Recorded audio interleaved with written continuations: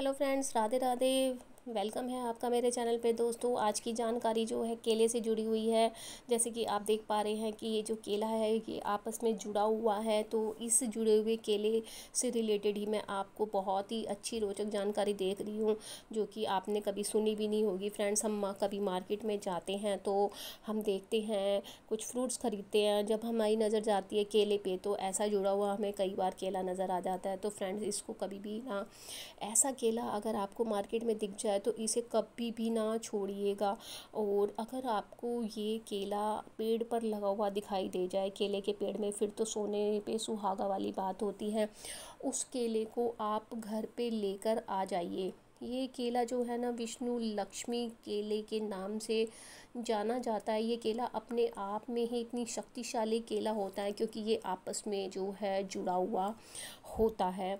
मैं बताऊंगी, जिस भी स्त्री के जो है अगर संतान ना हो रही हो ना, और वो ये पूजा करने के बाद इस विष्णु लक्ष्मी केले को ग्रहण करती है, तो आप यकीन मानिएगा उसके जो है, चाहे 10 साल हो गए हो, 15 साल हो गए हों, संतान नहीं हो रही हो, तो उसके घर में किलकारियाँ ज़रूर गूंजेंगी। तो फ्रेंड्स, आपको जो है ना ये केला आपने लेकर आना है। कभी कभी ऐसा होता है, केले का जो पेड़ होता है ना उसमें फल आते हैं, तो फूल छोटे छोटे सबसे पहले उसमें उगते हैं, तो उसमें जो है ना वो जब खिलते हैं, खिलने के बाद वो मुरझाते भी हैं।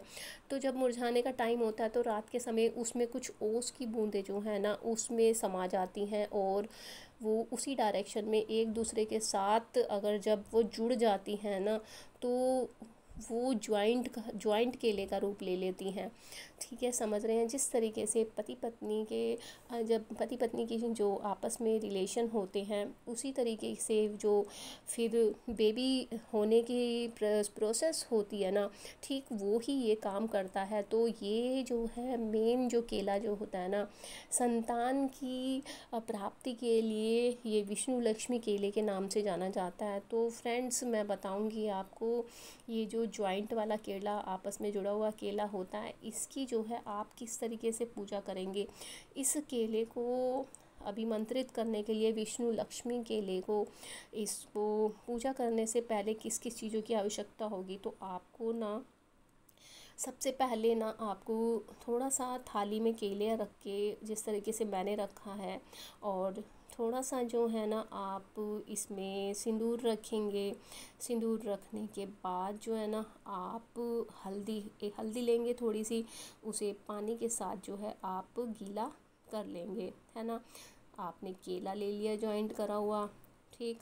जॉइंट केला लेने के बाद जो है ना, देखिए, ये देखिए इस तरीके से जॉइंट केला आपने लिया, और इसके बाद आपने ये सिंदूर ले लिया, आपने थोड़ा सा हल्दी ले ली है ना। और फिर आप लेंगे थोड़े से अक्षत। देखिए फ्रेंड्स, अक्षत जो है ना, ये अक्षत इसीलिए कहलाते हैं क्योंकि ये साबुत होते हैं। हमें हमेशा साबुत चावल ही लेने चाहिए, खंडित चावल नहीं लेने हैं आपको। अगर आप खंडित चावल लेते हैं तो फिर आप पर इस चीज़ का कोई असर नहीं होगा, इसलिए आपको ना साबुत ही चावल लेने होंगे। कोई भी पूजा का काम होता है तो हमें जो है इसमें इसमें जो है हमें साबुत चावल लेने के बाद हमें लेना है कलावा। कलावा लेने के बाद हमें लेनी है हल्दी।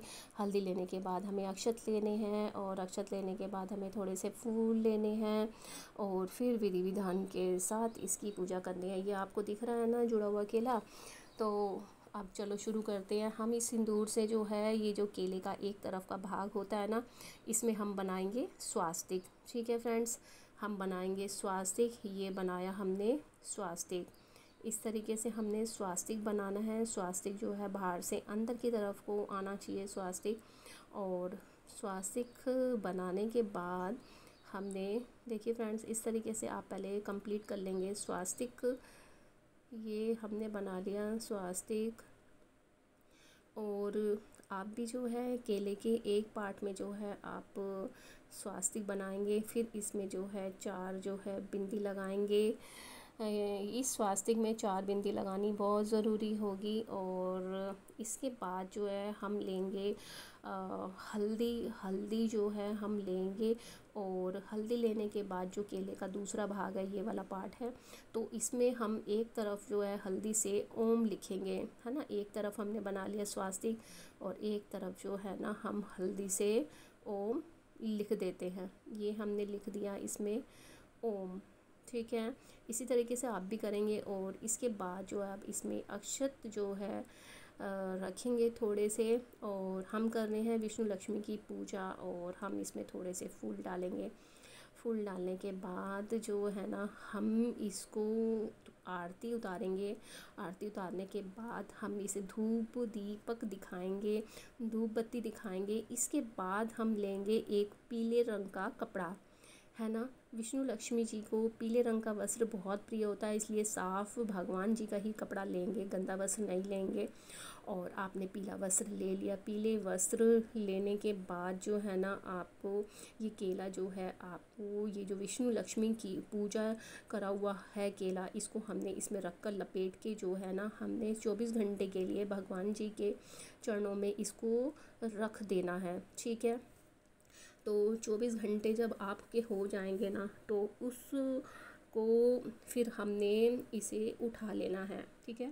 जिस भी स्त्री के संतान ना हो रही हो ना, और उसके ऊपर ही इस प्रोसेस को करना है, यानी कि उसी को दिया जाना है, तो वो अगली मॉर्निंग में सुबह नहा धोकर, है ना, फिर भगवान की सबसे पहले पूजा करेगी। और इस केले को, यानी कि विष्णु लक्ष्मी जो केला है ना, इसको लेने से पहले ये जो केले का यहाँ पर डंठल होता है फ्रेंड्स, मैंने काट के रख लिया था ये वाला, तो इस डंठल को भी मेन पूजा जाएगा, है ना। उस डंठल की जो कार्य होगा वो मैं बताती हूँ आपको। पीले रंग का कपड़ा लेना है, यहाँ की आगे की जो डंठल को आपको इसी प्रोसेस से आपने ये सिंदूर लगाना है, चावल लगाना है, हल्दी लगानी है, सुपारी रखनी है इसमें, है ना। ये सब रख कर आपको जो है ना अपनी अलमारी में रखना है, ठीक है।